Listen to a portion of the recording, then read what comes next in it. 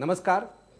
या election special great भेटमध्ये तुमचं स्वागत. आज माझ्यासोबत आहेत अरविंद केजरीवाल. अरविंद केजरीवाल यांची नव्याने ओळख करून देण्याची अजिबात गरज नाही. भारतीय राजकारणामध्ये त्यांनी वादळ निर्माण केलेलं आहे आणि मी आज प्रयत्न करणार आहे हे वादळ काय आहे हे समजून घेण्याचा. अरविंद जी, आप पहली बार, आप बनाने के बाद पहली बार महाराष्ट्र और मुंबई के दौरे पर है. आपका स्वागत मुंबई में. शुक्रिया. कैसे लगा आपको मुंबई का दौरा? आप सुबह आए हैं, आप रिक्शा में गए, फिर ट्रेन में बैठे, फिर चर्चगेट में गए, रोड शो किया, पब्लिक मीटिंग की. कैसी लगी हमारी मुंबई और महाराष्ट्र से आपकी क्या अपेक्षा है? पहली चीज़ तो मुंबई बहुत अच्छी है, महाराष्ट्र के लोग बहुत अच्छे हैं और लोग बहुत प्यारे हैं, बहुत प्यार मोहब्बत करते हैं. दूसरी चीज़, मैं आज जब आया था तो वहाँ पे लोकल पत्रकारों से पूछ रहा था दिल्ली में, तो उन्होंने कहा कि मोदी की हवा खूब चल रही है, मोदी की हवा खूब चल रही है. लेकिन जब यहाँ पे आया तो मुझे ऐसा कुछ दिखाई नहीं दिया कि मोदी की हवा चल रही है. जो दिखाई दे रहा है, लार्ज स्केल पे जनता उमड़ रही थी, हर जगह जनता उमड़ रही थी. राइट, जैसे हम लोग एयरपोर्ट से बाहर निकले तब से लेके रोड शो में खूब जनता आई, शाम को उसमें पब्लिक मीटिंग में खूब जनता आई. तो ये दिखता है कि जनता में गुस्सा बहुत ज़्यादा है, जनता बहुत दुखी हो चुकी है, बहुत परेशान हो चुकी है और जनता को अब शायद एक ईमानदार राजनीति की यहाँ उम्मीद नज़र आ रही है. लेकिन आप महाराष्ट्र के पहले गुजरात भी गए, गुजरात के पहले यूपी गए, वहाँ भी आपने चुनाव प्रचार किया. हर जगह आपको यही लग रहा है? उसके पहले हरियाणा भी गया था, फिर उत्तर प्रदेश भी गया था, फिर गुजरात भी गया था. आप एक चीज़ देखिए, गुजरात के अंदर मोदी जी की विधानसभा के वहाँ से निकला जब मैं, दोनों तरफ लोग भारी संख्या में सड़क के मौजूद थे रोड शो के दौरान. जो हमने सभा की, वो सभा बताते हैं बीजेपी का गढ़ है और उस गढ़ के अंदर अगर 25-30 हज़ार लोग वहाँ पे मौजूद थे, वो क्यों आए थे? अगर वो खुश होते प्रेजेंट सरकार से तो वो नहीं आते. पिछले 1 साल में ऐसा हुआ है, यूपीए से परेशान है पूरा देश. उत्तर यूपीए कांग्रेस की सरकार ने इतना देश को लूटा है जितना शायद 200 साल में अंग्रेज़ों ने भी नहीं लूटा होगा. यूपीए को हटाना चाहते हैं. पिछले 1 साल में मोदी जी को एक ऑल्टरनेटिव के रूप में प्रेजेंट किया गया. अब हुआ क्या कि मोदी जी के ऊपर गुजरात के दंगों का छींटे थे उनकी, उसके ऊपर उसको साफ करने के लिए एक ताना बना बुना गया, विकास पुरुष विकास पुरुष विकास पुरुष. और एक ऐसा ये किया कि हाँ चलो कोई बात नहीं, गुजरात के दंगे हुए सो हुए, अब ऐसा करते हैं, बहुत विकास पुरुष हैं ये, इन्होंने विकास बहुत किया है. और इस तरह से मीडिया के कुछ सेक्शंस ने मोदी जी के साथ मिलके ऐसा उनको 1 साल तक प्रोजेक्ट किया, विकास पुरुष. गुजरात रामराज आ गया, गुजरात में एजुकेशन हो गया, गुजरात में हेल्थ हो गया, गुजरात में सब कुछ हो गया. और ये बार बार कहा जाने लगा, let's forget the past and let's move into the future, let's forget the past and let's move into the future. तो मैं जब अभी गुजरात गया था, मैं फ्रैंकली ये सोच के गया था भाई जब इतना कहा जा रहा है तो मुझे काफ़ी कुछ अच्छा मिलेगा, पर कुछ ग्रे एरियाज मिलेंगे, दे विल नॉट बी. पर जब मैं वहाँ पे पहुँचा, वहाँ की सच्चाई तो बिल्कुल ही शॉकिंग है. जो कुछ प्रेजेंट किया जा रहा था पिछले 1 साल में, वो कोरा सफ़ेद झूठ था.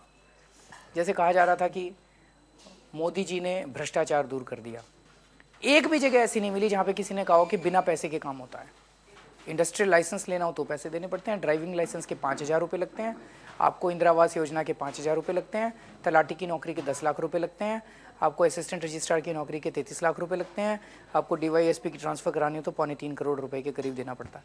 हर चीज़ के दाम फिक्स है. कहाँ से भ्रष्टाचार दूर हो गया? I was very. किसानों से मैंने बात की, किसान खून के आंसू रो रहे हैं गुजरात के अंदर. किसानों को पहले सब्सिडी मिला करती थी, ट्रैक्टर पे सब्सिडी मिलती, थ्रेशर पे सब्सिडी मिलती थी, वो सारी सब्सिडी बंद कर दी. किसानों को उनकी फसलों के पूरे दाम नहीं मिलते. 800 किसान सुइसाइड कर चुके हैं अभी तक. मोदी जी को कहा जाता है इंडस्ट्री के लिए बहुत कुछ किया. 60,000 स्मॉल स्केल इंडस्ट्रीज बंद हो चुकी हैं पिछले 10 साल में. तो उनका विकास का मॉडल ये है कि किसानों को भी ख़त्म कर दो, सारे किसानों की ज़मीनें छीन छीन के अंबानी और अडानी को दे दो, इंडस्ट्री छोटी बंद कर दो, मीडियम स्केल इंडस्ट्री बंद कर दो. और कुछ 10-15 परिवार हैं जिनके वो बहुत क्लोज है, अंबानी, अडानी एट्सेट्रा एट्सेट्रा.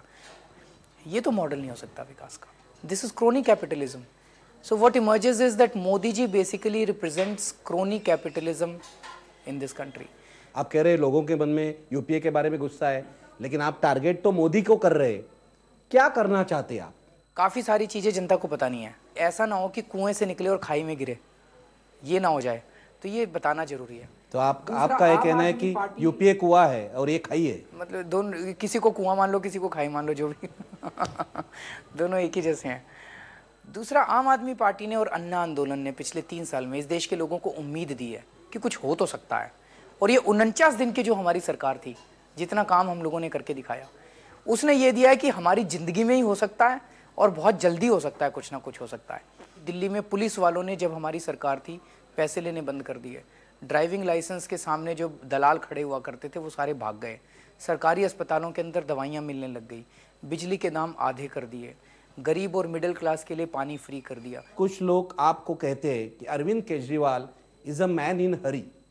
आप बहुत जल्दबाजी कर रहे हैं, जल्दी में है, ऐसा लगता है। अभी भी देखिए, आप कह रहे हैं कि आम आदमी पार्टी के बारे में आशा निर्माण हो चुकी है। मैं मानता हूं समाज के एक वर्ग में आशा निर्माण हो चुकी है, लेकिन क्या इस लोकसभा चुनाव में आप कांग्रेस और मोदी दोनों को पराजित कर सकते हैं, ऐसा आपको लगता है क्या? नहीं लगता है। पर मैं आपके पहले प्रश्न का पहले जवाब दे दूं, जो कि कुछ समाज के कुछ लोग ऐसा बोल रहे हैं कि ये अरविंद केजरीवाल ने तो इस्तीफा दे दिया, ये तो आंदोलन कर सकता है। और ये बड़ा इंटरेस्टिंग है। मैं पूरे देश में घूम रहा हूँ, दिल्ली में घूमता हूँ, लोग कहते हैं अरविंद जी आपकी सरकार तो बड़ी अच्छी चल रही थी, इस्तीफा नहीं देना चाहिए था आपको, इस्तीफा नहीं देना चाहिए था। बहुत सारे लोग बोलते हैं।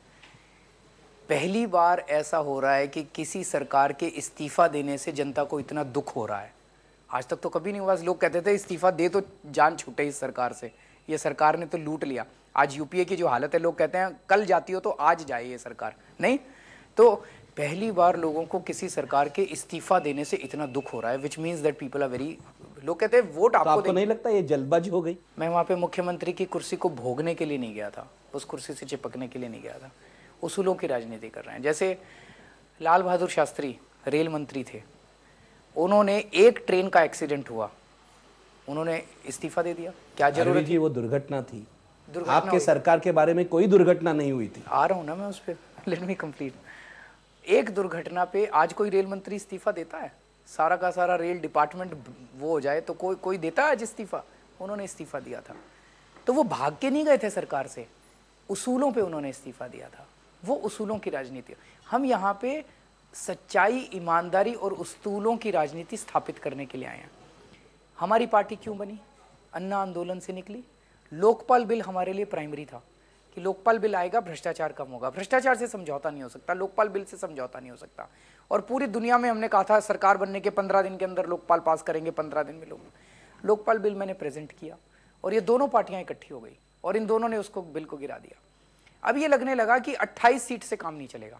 हम भाग के नहीं गए, 2 महीना ही तो डिले हुआ। 28 सीट से काम नहीं चलेगा, दोबारा चुनाव हो। अब हमारी 50 सीट आएंगी क्योंकि जनता ने हमारा काम देख लिया। और नहीं आएगी तो? आएंगी सर, आप देखिए तो अगर नहीं आएगी तो फिर एक वर्ग है जो आपसे नाराज हो चुका है। ओके।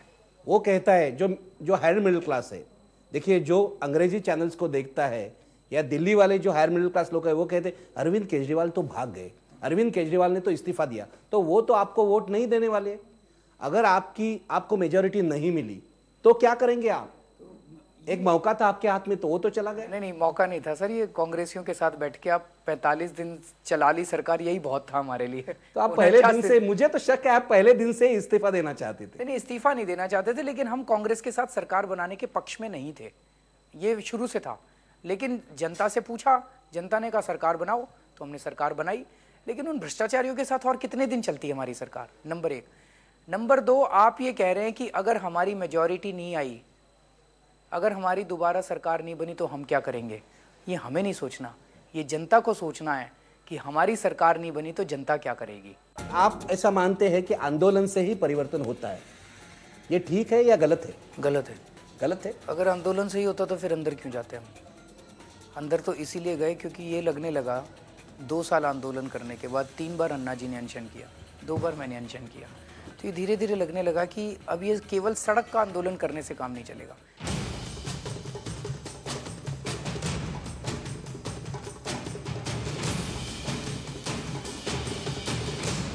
अरविंद जी, मुझे ऐसे लगता है कि आप सरकार से ज्यादा विपक्ष में खुश है। ना, विपक्ष में बैठना आपको अच्छा लगता है, जैसे पहले सोशलिस्टों को लगता था, कम्युनिस्टों को लगता था क्योंकि आप ऐसा मानते हैं कि आंदोलन से ही परिवर्तन होता है। ये ठीक है या गलत है? गलत है। गलत है। अगर आंदोलन से ही होता तो फिर अंदर क्यों जाते हम? अंदर तो इसीलिए गए क्योंकि ये लगने लगा 2 साल आंदोलन करने के बाद 3 बार अन्ना जी ने अनशन किया, 2 बार मैंने अनशन किया, तो ये धीरे धीरे लगने लगा कि अब ये केवल सड़क का आंदोलन करने से काम नहीं चलेगा, अंदर जाना पड़ेगा, सरकार में जाना चाहिए। सरकार में जाना चाहिए, सरकार बनानी चाहिए। हमने ये नहीं कहा था सड़क को गिव अप करेंगे। अंदर में गया, मुख्यमंत्री बना। जो काम मुख्यमंत्री की कुर्सी से हो सकता है वो मुख्यमंत्री की कुर्सी से करेंगे, जो मुख्यमंत्री की कुर्सी से नहीं हो सकता वो सड़क पे भी उतरेंगे। हम सड़क की लड़ाई को छोड़ नहीं रहे। लेकिन अरविंद जी, आलोचना आप पर यह भी हो रही है कि अरविंद केजरीवाल जो प्रस्तापित राजनीति है उसका एक भी नियम जो है वो नहीं पाल रहे, वो सारे नियम तोड़ रहे, एस्टैब्लिश पॉलिटिक्स के सारे नियम तोड़ रहे। देखो, आप जब मुख्यमंत्री थे, गंदे गंदे नियम तोड़ रहे हैं, सारे नियम गंदे हो चुके हैं, कई गंदे हो चुके हैं, उनको तोड़ रहे हैं। ये जानबूझकर कर रहे हैं आप? ना जानबूझ के, इसी के लिए तो आए हैं, राजनीति का शुद्धिकरण। मैं आपको 2 मिसाल देता हूँ। जब आप मुख्यमंत्री थे, आप धरने पर बैठ गए। मुझे पिछले 50 साल में कोई भी मुख्यमंत्री अपने गवर्नमेंट के पहले महीने में धरने पर बैठा ऐसा मुझे मालूम नहीं है। दूसरा कोई पहले में तो नहीं बैठा, बाद में बैठे, लेकिन पहले 2 महीने में धरने पर बैठा ऐसा कोई मुख्यमंत्री नहीं। आपने वो इतिहास रचा है ये भी। लेकिन मुझे ये पूछना है आपको, आपने ये नियम भी तोड़ दिया, बाद में इस्तीफा दे दिया, आप गुजरात चले गए, प्रचार किया, वहाँ पब्लिक मीटिंग्स ली, ये तो ठीक है। लेकिन विदाउट अपॉइंटमेंट आप चले गए नरेंद्र मोदी को मिलने, यहां भी नियम तोड़ दिया। सारे लोग कह रहे हैं ऐसे कोई अपॉइंटमेंट के बिना मीटिंग होती है क्या? ये क्या है? ये मैं मानता हूं ये अरविंद केजरीवाल जानबूझकर कर रहे हैं, ये इनकी रणनीति है। ये रणनीति क्या है, हमें समझाइए। कोई रणनीति नहीं है। देखिए, 2 चीज़ है अलग अलग। एक तो आपने धरने की बात कही, धरना मैंने क्यों दिया? एक औरत को जला दिया गया दिल्ली के अंदर, एसएचओ ने एक्शन लेने से मना कर दिया, खुलेआम बोला हिम्मत है तो मेरी ट्रांसफ़र करा के दिखा दो। एक लड़की का गैंग रेप हो गया, एसएचओ ने कोई, someone should be held accountable. मैंने पुलिस कमिश्नर को बोला कि रेप हो जाएगा, आप कहोगे जांच जारी है, law will take its own course. मैंने कहा ये सब नहीं चलेगा, अगर कोई भी कुछ होता है तो someone has to be held accountable. और तीसरा वो सोमनाथ भारती के यहाँ पे हुआ था। सो हमने कहा कि एक्शन लो, उन्होंने एक्शन नहीं लिया। मैं धरने पे बैठा। धरने पे बैठने का मतलब था पुलिस की अकाउंटेबिलिटी को फिक्स करना। कई लोग मेरे को ये कहते हैं, जैसे अभी आपने कहा अरविंद तो ड्रामा करता है, अरविंद ने ड्रामा किया। मैंने नहीं कहा, आप कह रहे, लोग कह रहे ड्रामा करते हैं, वो मैं पूछूंगा। लेकिन मुझे लगता है ये आपकी रणनीति है।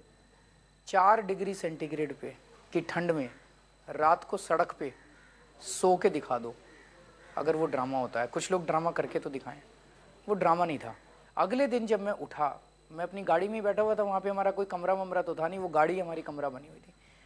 सर, सुबह लाइन लगी हुई थी औरतों की, and there were tears in the eyes of the women. और हर औरत यही कह रही थी कि जिस सच्चाई के साथ आपने हमारी सुरक्षा की आवाज़ उठाई, आज तक किसी ने नहीं उठाई। सब लोग नाटक करते थे। पहली चीज़ ये। दूसरा, आपने मोदी जी का कहा कि मैं बिना अपॉइंटमेंट के वहाँ पहुँच गया। तो सर, अपॉइंटमेंट मान लो नहीं भी थी, ऐसी कौन सी आफत आ गई भाई? एक पूर्व मुख्यमंत्री, प्रेजेंट मुख्यमंत्री से मैं गुजरात गया, अहमदाबाद पहुंचा, अपॉइंटमेंट नहीं ली हुई। सर, आप एक बात बताओ, मैं मान लो आपके ऑफिस आता हूँ, मैं अपॉइंटमेंट नहीं लेता, आप मेरे को अपने ऑफिस से 5 किलोमीटर दूर पुलिस भेज के रुकवा दोगे वहाँ पे क्योंकि मैंने अपॉइंटमेंट नहीं? ये कौन सा तरीका है? चाय तो पिला दो, चाय पिलाने में कोई हर्ज है? आप बताओ। मैं बिना अपॉइंटमेंट के चला गया, इतनी तो गुस्ताखी थी मेरी। अपने घर से सुनो, अपने घर से 5 किलोमीटर दूर 1000 पुलिस वालों को भेज के मेरे को, मैं कोई आतंकवादी हूँ? मैं कोई इतना क्यों डरते हैं मोदी जी मुझसे?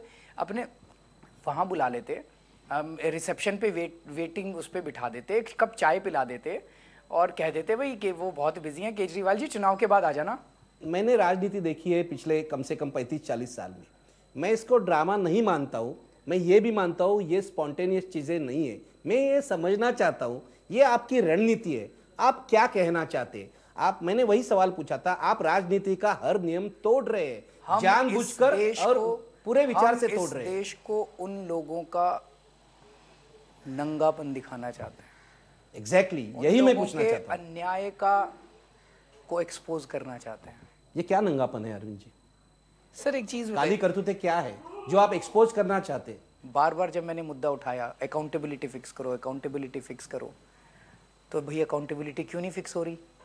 तो धीरे धीरे मुद्दा उठने लगा कि एसएचओ को पैसा कलेक्ट करना होता है और वो पैसा ऊपर तक जाता है। They got exposed, it became a big issue in the minds of the people. उसी तरह से नरेंद्र मोदी जी का था, वो हमसे मिलने से क्यों डर रहे हैं? वो क्वेश्चंस के जवाब देने से क्यों डर रहे हैं? तो आप यही एस्टेब्लिश करना चाहते थे कि नरेंद्र मोदी आपसे डर रहे हैं? मैं डर, वो तो उन्होंने इस्टेब्लिश किया, मैंने थोड़ी इस्टेब्लिश किया मैं तो कुछ इस्टेब्लिश कर, मैं तो उनसे मिलने के लिए गया था। वो मिल लेते मेरे से, मिलने में क्या हर्ज था? लेकिन क्वेश्चंस के अंदर कुछ ना कुछ तो गड़बड़ थी। नहीं, आपने तो ये एस्टेब्लिश किया कि नरेंद्र मोदी आपसे मिले नहीं, और आपने ये भी एस्टेब्लिश किया कि अगर एक पॉपुलर मुख्यमंत्री हो तो उसे मिलना चाहिए, कम से कम अपने जो मेहमान हैं उनका स्वागत करना चाहिए। ये अजीब किस्म के प्रधानमंत्री हो गए आजकल हमारे। एक राहुल गांधी जी हैं, एक मनमोहन सिंह जी हैं और एक नरेंद्र मोदी हैं, एक ही जैसे हैं। हेलीकॉप्टर से आते हैं, स्टेज पे उतरते हैं और फिर हेलीकॉप्टर से वापस चले जाते हैं। सामने जनता बैठी है, जनता कहती है जी हमसे बात तो कर लो, आप भाषण दे के चले जाते हो, हमारे मन में भी कुछ क्वेश्चन है, हमसे हाथ मिला लो, हमसे बात कर लो। 1947 में ये देश आज़ाद हो गया था, जनता का शासन आ गया है। अब ये राजा महाराजा नहीं बचे कि हेलीकॉप्टर से आए और हेलीकॉप्टर से चले गए। जब हमारी रैली हुई 25,000 लोग थे, मैंने 25,000 लोगों में कहा, मैंने कहा हाथ उठाओ पिछले 11 साल में कौन कौन अपने मुख्यमंत्री से मिला है आज तक? 2 लोगों ने हाथ उठाए। 2 लोग 25,000 लोगों में अपने मुख्यमंत्री से मिले हैं अभी तक, नरेंद्र मोदी से। हाँ जी, 25,000 लोगों में। तो इसका मतलब आप ये एस्टेब्लिश करना चाहते हैं ऐसे राजनेता हमें नहीं चाहिए। बिल्कुल, वो तो जनता कह रही है, मैं थोड़ी कह रहा हूँ। नहीं, आप भी एस्टेब्लिश करना चाहते हैं और नियम तोड़कर आप ये भी एस्टेब्लिश करना सर चाहते नियम नहीं तोड़ा मैंने कोई। हैं। आपने सारे एस्टेब्लिश नियम तोड़े मैंने हैं। कौन- अपॉइंटमेंट लेकर लोग जाते हैं। ना ना मेरे पास तो मुख्यमंत्री लोग के धरने पर नहीं मेरे पास तो बैठा। लोग बिना अपॉइंटमेंट के आते थे जब मैं मुख्यमंत्री था। मेरे कमरे अच्छा, तो के ये आप एस्टेब्लिश करना चाहते थे कि मुख्यमंत्री को बिना अपॉइंटमेंट भी लोगों को मिलना चाहिए, के भी मिलना चाहिए। हमारे यहाँ दिल्ली के अंदर धरने होते थे जब मैं भी मुख्यमंत्री बना। 100 लोग धरने पे बैठे हैं, अभी धरना शुरू हुआ, 1 घंटे में मैं अपनी कुर्सी से उठ के धरना स्थल पे जाता था, उनसे मिल के आता था, भाई बताओ मुद्दा क्या है तुम्हारा। कई सारे धरने मैंने इसी तरह से 1 दिन में, आधे दिन में खत्म कराए। अरविंद जी, मैं समझ गया कि आप इसलिए नियम तोड़ते हैं कि आपको नए नियम बनाने हैं। ठीक है, ये तो आप स्वीकार कीजिए। हाँ बिल्कुल, नई राजनीति स्थापित करनी। नई राजनीति स्थापित करनी है। पहले तो ये आम आदमी पार्टी के वर्कर्स को ध्यान में लेना चाहिए। क्या वो एक दिन रिक्शा से जाएंगे, ट्रेन से जाएंगे, दूसरे दिन गाड़ी से जाएंगे। आपके पार्टी के नेता भी हमेशा थोड़े ही रिक्शा से जाते हैं। अरविंद जी, इसलिए लोगों को लगता है कि ये स्टंट हो गया।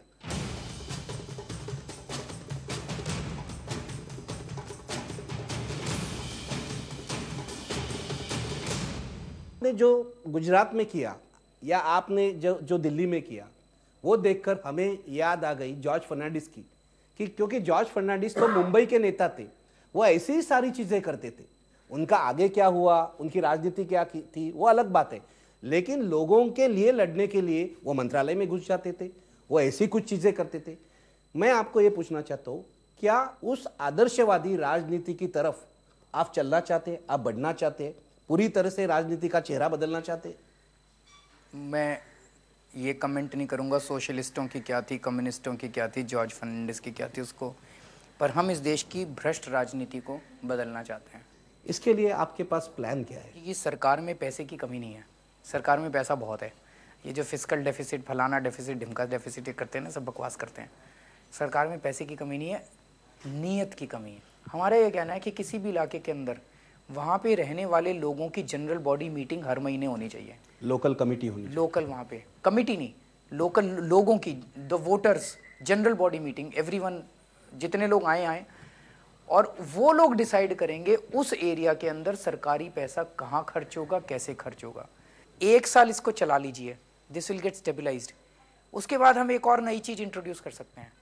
कुछ इश्यूज के ऊपर, सब पे तो नहीं हो सकता, कुछ इश्यूज के ऊपर अगर विधानसभा में कानून प्रेजेंट होगा तो मोहल्ला सभा को उसकी कॉपी भेजी जाएगी और उनके कमेंट्स लिए जाएंगे। This would be democracy. ये बात तो संपूर्ण क्रांति के आंदोलन के दरमियान जेपी ने भी की थी। जेपी ने भी। क्या वही बात आप दोहरा रहे? कई सारे आइडियाज वही हैं, लेकिन वो सारे आइडियाज को इम्प्लीमेंट करने का खाका उस टाइम तैयार नहीं हो पाया था, और वो 2.5 साल या 3 साल जो सरकार चली वो उसको कर नहीं पाई। ये सारे कानूनों की हमने ड्राफ्ट्स तैयार कर लिए हैं।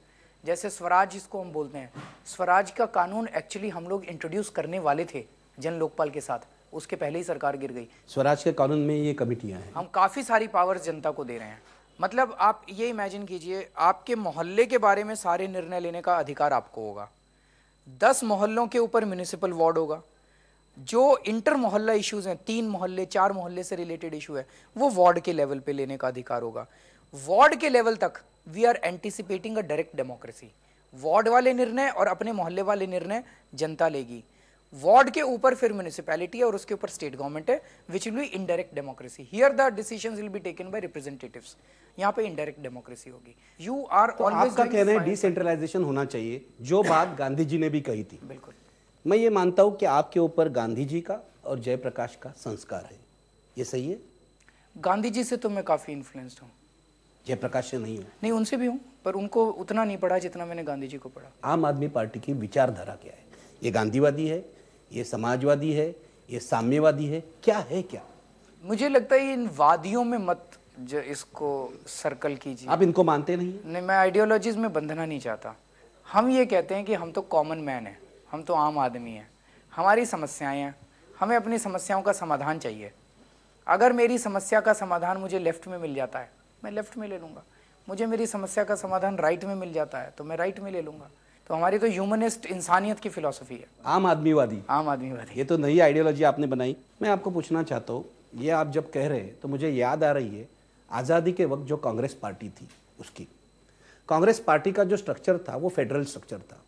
अलग अलग विचारधाराओं में एक छाते के नीचे वहाँ आती थी। क्या आप उसी तरह कुछ सोच रहे कि आम आदमी पार्टी में जो लोग आएंगे उसमें मेधा पाटकर भी रहेगी, मीरा सन्याल भी रहेगी, एक स्ट्रक्चर होगा, ब्रॉड स्ट्रक्चर, उसमें अलग अलग विचारधारा उसमें होगी, लेकिन आपकी विचारधारा वो होगी जो इंडियन कॉन्स्टिट्यूशन को, भारतीय संविधान को मानती होगी। क्या ये ठीक है? बिल्कुल बिल्कुल ठीक है। लोग आपको सवाल पूछ रहे हैं कि विचारधारा क्या है क्या नहीं है। मैं यही बोला करूंगा अब। नहीं नहीं, मैं नहीं आपको ये बता रहा हूँ, मैं आपसे पूछ रहा हूँ। ठीक समअप किया।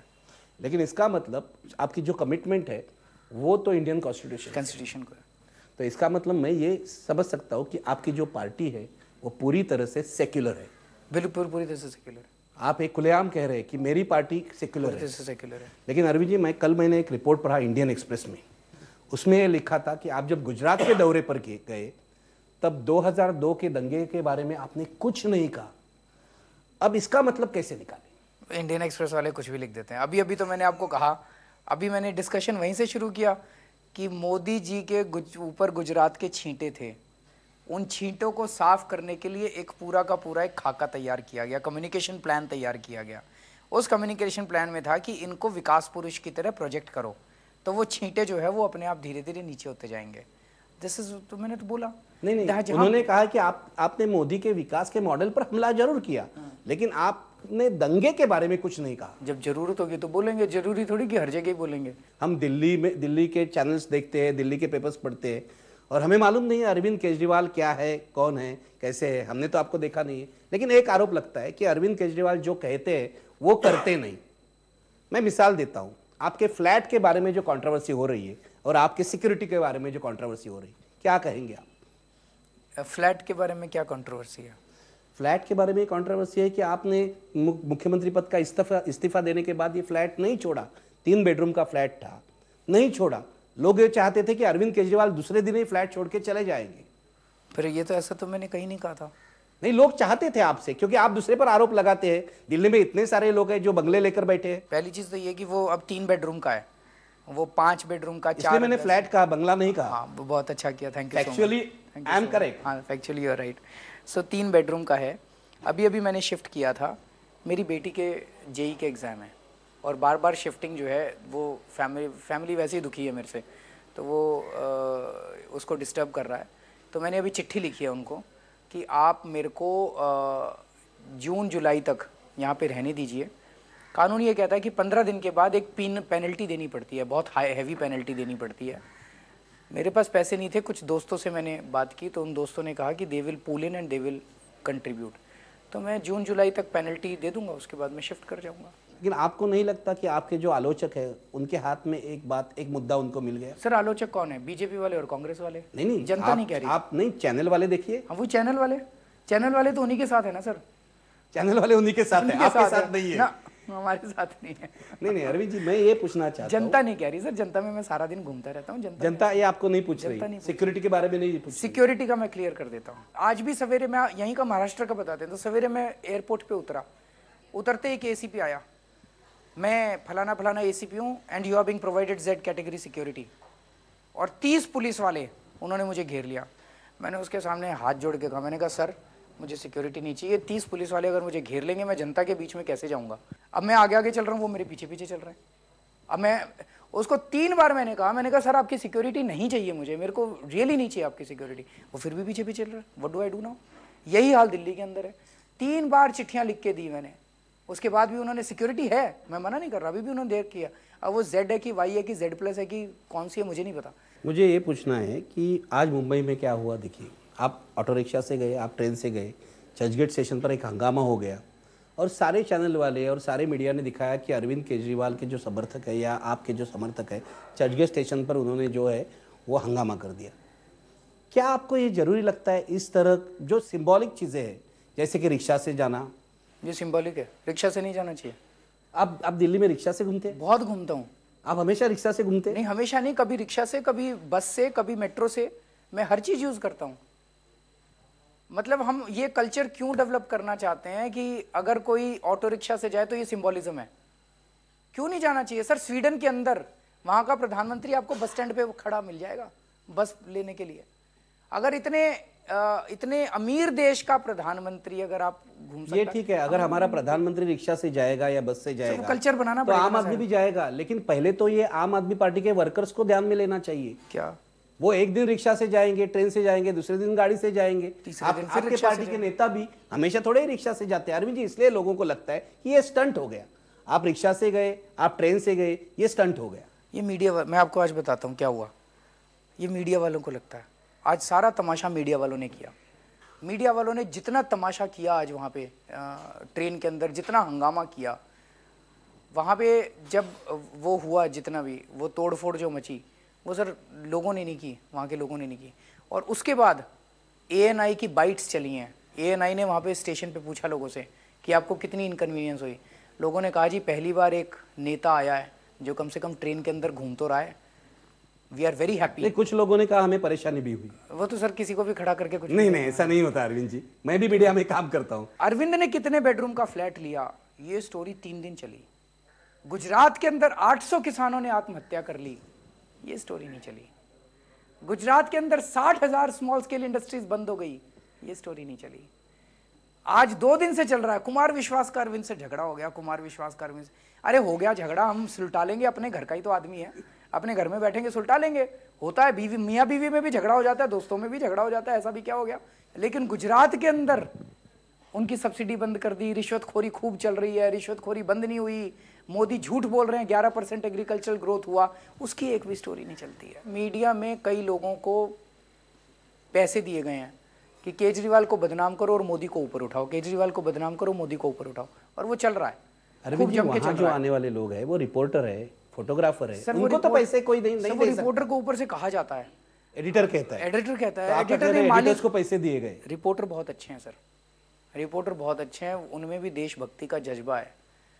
मालिक जो हैं वो कहीं ना कहीं या तो आधे, तो मालिक ने, आपका कहना है मालिक ने एडिटर को कहा है, एडिटर रिपोर्टर को कह रहा है। भाई मालिक तो ऊपर से एडिटर को बता देता है भाई लाइन ये रखनी है। अभी एक बार वापस मीडिया आपके ऊपर भड़क उठेगी, ये आपने बोला है तो भड़क उठेगी। वो तो रोज ही भड़की रहती है सर मीडिया तो, लेकिन प्यार भी करती है, यही मैं जानना चाहता हूँ। कोई प्यार व्यार क्या रिश्ता है आपका मीडिया के साथ, क्या रिश्ता है? आप बताओ ना सर। आपको तो पब्लिसिटी भी दे रहा है, आपको ऐसे नहीं है कि आपको कवर भी कर रहा है। नहीं, वो कवर, ये लव हेट रिलेशनशिप क्या है, यही कवर करता है सर, इसी तरह की कवरेज चल रही है। मैं फिर से हाथ जोड़ के मीडिया को कहना चाहता हूँ, मान लो हम फेल हो जाते हैं, हम लोग फेल हो गए, हम लोग बर्बाद हो गए, आम आदमी पार्टी खत्म हो गई, इस देश के लिए अच्छा होगा क्या?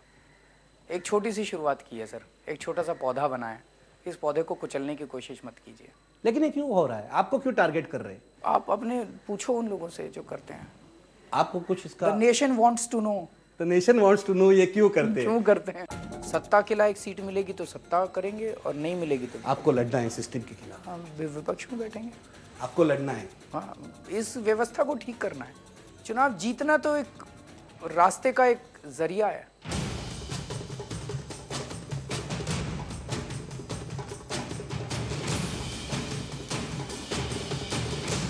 देश में दो बड़े एक्सपेरिमेंट हुए 1977 में। इस देश की पॉलिटिकल सिस्टम चेंज करने का जेपी ने तो यही कहा था, हम लोग उस वक्त जवान थे। और 89 में भ्रष्टाचार के खिलाफ लड़ाई हुई थी। वो दो एक्सपेरिमेंट और आज का आपका जो एक्सपेरिमेंट है, इसमें क्या फर्क दिखते हैं? उस टाइम 1977 में एग्जिस्टिंग पॉलिटिकल पार्टीज को उन्होंने एक साथ लेके एक गठबंधन तैयार किया था। सो नाना करते वो संपूर्ण व्यवस्था परिवर्तन की बजाय इंदिरा हटाओ एक तरह से प्रोग्राम बन गया था। दूसरा, खाका तैयार नहीं था, फिलॉसफी तो थी, उसका ब्लूप्रिंट तैयार नहीं था in terms of the legal administrative plan. वो हमने सीख ली है वहाँ से कि क्या कमियां रह गई वहाँ पे, and we have tried to keep these two things in mind. आप हमेशा कॉरपोरेट्स पर आलोचना करते हैं, उनको गालियां देते हैं, क्या लगता है आपको इस देश की? सबको नहीं देते, क्रोनी कैपिटलिस्ट्स। मैं बार बार ये कहता हूँ, इस देश के अंदर 99% बिजनेसमैन गिवन अ चांस ईमानदारी से काम करना चाहते हैं। 1% ही खराब है। 1% खराब है। वो लोग खराब है जो आज 1,500 रुपये का स्पेक्ट्रम खरीदते हैं और एक हफ्ते के बाद 6,000 करोड़ का बेच देते हैं। इसको बिजनेस नहीं कहते, इसको लूटना कहते हैं। मेरा एक दोस्त है, दवाइयाँ सप्लाई करता है सरकारी अस्पतालों में दिल्ली में। वो मेरे को पिछले 10 साल से डोनेशन दे रहा है। वो कहता है मैं सवेरे उठता हूँ, शाम हो जाती है मेरे को रिश्वत देते देते, और मैं परेशान हूँ। जिस अस्पताल में जाता हूँ कहते हैं दवाइयाँ नहीं चाहिए, बिल दे दो, आधे तुम रख लेना, आधे हमें दे। कहता है मुझे उल्टी आने लग गई है, अपने ऊपर घिन आने लग गई है। मैं ईमानदारी से धंधा करना चाहता हूँ, मैं दवाइयाँ देना चाहता हूँ और उस पर अपना जायज़ प्रॉफिट कमाना चाहता हूँ, but I don't have a choice. 99% लोग ईमानदारी से काम करना चाहते हैं, अपने बच्चों को पालना चाहते हैं, शांति से ज़िंदगी जीना चाहते हैं। They don't have a choice. तो आप सारे कॉरपोरेट्स के खिलाफ नहीं है। आपने एक ज़माने में कहा था कि सांसद भ्रष्ट है, बाद में आपने कहा सारे सांसद भ्रष्ट नहीं है। आपने ये भी कहा था जुडिशरी जो है भ्रष्ट है, बाद में आपने कहा सारी जुडिशरी भ्रष्ट नहीं है। साथ साथ ही बोला था, साथ साथ ही बोले। हाँ, थोड़ा देर वही में तो बोला अरविंद होगा। केजरीवाल पहले कहते हैं सारे भ्रष्ट है, बाद में कहते नहीं सारे भ्रष्ट नहीं है। ये क्या मामला है? नहीं, सारा तो कभी नहीं कहा, लेकिन हो सकता है कि स्टेटमेंट जब दिया तो क्वालिफाई नहीं किया होगा। पर सारा कभी, सारे कैसे हो सकते हैं सर? कुछ लोग होते हैं, जब जैसे मान लीजिए पॉलिटिशियंस की बात करें तो कई सारे पॉलिटिशियंस भ्रष्ट हैं, कई सारे ईमानदार हैं, लेकिन ईमानदारों की आवाज़ आज बची नहीं है संसद के अंदर। पूरा का पूरा कांग्रेस भी माफिया के कंट्रोल में है, बीजेपी भी माफिया के कंट्रोल में है। उनके अंदर जो अच्छे लोग हैं उनकी आवाज़ आज सुनवाई नहीं हो रही है, वो दबे कुचले। आपको ऐसा लगता है आपके मन में गुस्सा है? आप फिल्में देखते हैं? बहुत ज्यादा गुस्सा। तो एक फिल्म थी अल्बर्ट पिंटो को गुस्सा क्यों आता है? अच्छा, मैंने नहीं देखी, मैंने सुना आपने है। नहीं? हाँ, अल्बर्ट पिंटो को गुस्सा क्यों आता है? एक क्यों फिल्म आता है? बननी चाहिए अरविंद केजरीवाल को गुस्सा क्यों आता है? बहुत गुस्सा है आपके मन में। मैंने आपके बारे में जो पढ़ा उसमें ऐसे लिखा है कि आप जब इनकम टैक्स में थे, आसपास के जो लोग भ्रष्टाचार करते थे, इनकम टैक्स ऑफिस में बड़े पैमाने पर भ्रष्टाचार होता था, तो वो जो गुस्सा है आज भी आपके मन में? व्यवस्था के लिए है, व्यवस्था के बारे में ही पूछ रहा हूँ, इंडिविजुअल्स के खिलाफ नहीं है, लेकिन व्यवस्था के बारे में है। आज भी वो गुस्सा जो है वो आप मन में रख रहे हैं। वही तो करवाता है, वही तो काम करवाता है, वही करवाता है ये सब। इनकम टैक्स से लेकर परिवर्तन से लेकर आपका पूरा आरटीआई, फिर मैग्सेसे अवार्ड, और आज फिर लोकपाल आंदोलन, इंडिया अगेंस्ट करप्शन, लोकपाल आंदोलन, और ये यहाँ तक पूरी सफर आपकी हुई है। आज आम आदमी पार्टी के आप नेता बन गए, देश की निगाहें आपके ऊपर है, पीछे मुड़कर कैसे देखते हैं? ये ऊपर वाला कराता है।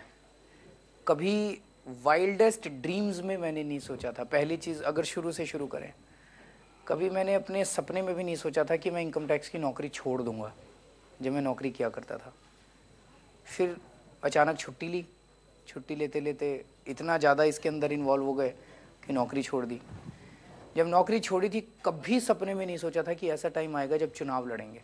तो ये ज़िंदगी कहाँ ले जाए, कब ले जाए, कुछ पता नहीं चलता। ये सारा ऊपर वाला कराता है, हमारे हाथ में कुछ भी नहीं है। आपकी श्रद्धा है? मैं पहले बहुत नास्तिक था, पिछले 3 साल में आस्तिक बन गया हूँ। अच्छा, पिछले 3 साल में जितनी घटनाएं घटी हैं, जैसे अन्ना आंदोलन इतना बड़ा बना, कैसे बन गया? अचानक ऐसे कैसे हो गया कि हजारों करोड़ों लाखों लोग सड़कों के ऊपर उतर आए?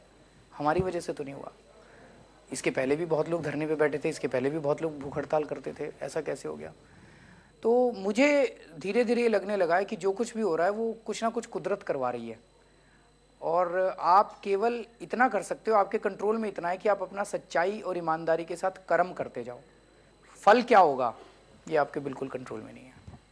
अगर आप बहुत ज्यादा ये सोचने लगे मैं कर रहा हूं, लेकिन we were able to maintain our sanity only because हमें बार बार रात को बस ये सोच के सोचते हैं भाई आज का काम कर दिया, अब जो होगा सो देखा जाएगा। हम अपना काम करते जा रहे हैं, फल ऊपर वाले के ऊपर छोड़ लोग तो कहेंगे ये तो अंधश्रद्धा है।